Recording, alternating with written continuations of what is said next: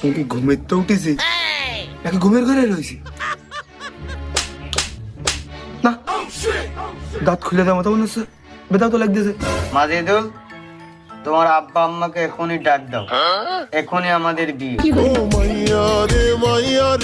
রিমি, সোনা পাখি জান, তুমি এই জায়গায় হঠাৎ করে পটনে কি তালি? ও যাইরো, চিনতে পারতেছিস না? আমি সানজিদা। তোরা আমার বিয়ে হবে, তারপরে তুই বুঝবি।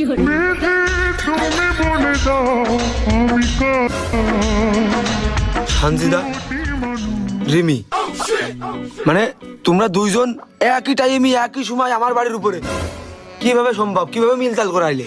আর তোমরা দুজনে দুজন চিনলে কি করে? এইবার আমি মরে যাবো, আমার আব্বা মাঠে গেছে বই মারতেই।